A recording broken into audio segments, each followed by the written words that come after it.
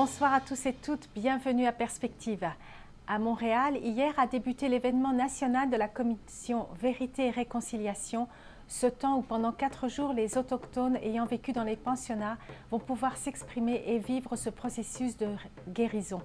L'ouverture a eu lieu place du Canada en présence de plusieurs chefs religieux, dont Monseigneur Christian Lépine, archevêque de Montréal, et Monseigneur Daude, évêque auxiliaire, ainsi que l'archevêque anglican de Montréal et de plusieurs représentants de communautés religieuses.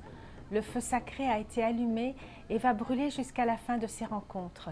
Une procession avec des survivants vers le grand salon de l'hôtel Reine-Élisabeth a suivi, à laquelle ont participé plusieurs dignitaires, entre autres la très honorable Michaël Jean et le chef de l'Assemblée des Premières Nations, ainsi que plusieurs anciens de différentes nations provenant de partout au Canada.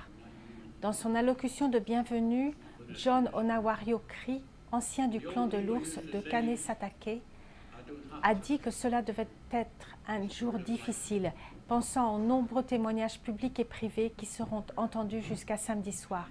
Parfois au bord des larmes, il a invité les participants à ne plus garder l'enfant en eux, celui qu'ils ont caché durant tant d'années. Aussi longtemps que vous allez garder en vous cet enfant, vous n'apprendrez pas à vivre. Durant ces journées, Monseigneur Lépine participe au cercle de partage avec des survivants ainsi qu'au panel de partage des commissaires, car il veut écouter le récit des personnes impliquées dans les pensionnats et accueillir avec respect et compassion leurs souffrances. Il veut apprendre des dons spirituels des autochtones et tirer quelques leçons de cette affaire tragique pour éviter que l'Église se trouve de nouveau dans une telle situation. Toutes les activités sont gratuites et sont ouvertes au public avec plusieurs expositions et des films afin de connaître cette douloureuse réalité et de faire mémoire et de pouvoir construire le futur. Pour plus d'informations, vous pouvez voir le site trc.ca et suivre en direct la plupart des assemblées générales. À Toronto, Monseigneur Thomas Collins, archevêque de Toronto, vient de publier une lettre pastorale sur le jeu. Dans cette lettre, il dit son inquiétude sur le projet de l'ouverture d'un casino à Toronto et il veut faire réfléchir sur les dangers de devenir dépendant du jeu et sur les conséquences désastreuses dans les familles.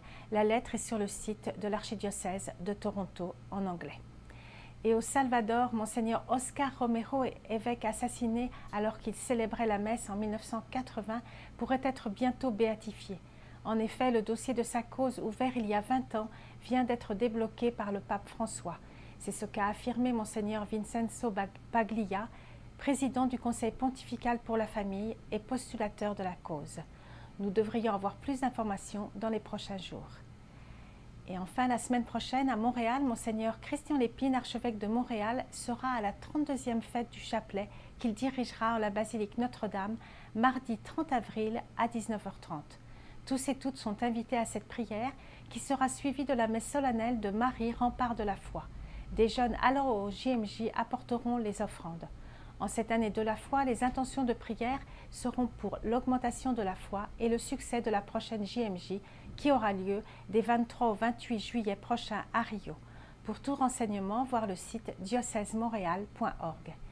Et ce vendredi à 19h30, ne manquez pas notre nouveau focus consacré aux chants sacrés avec le père dominicain André Gouze.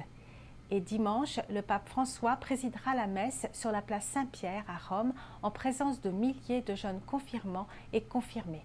Cette célébration sera retransmise en français à 16h et en anglais à 10h. À la prochaine.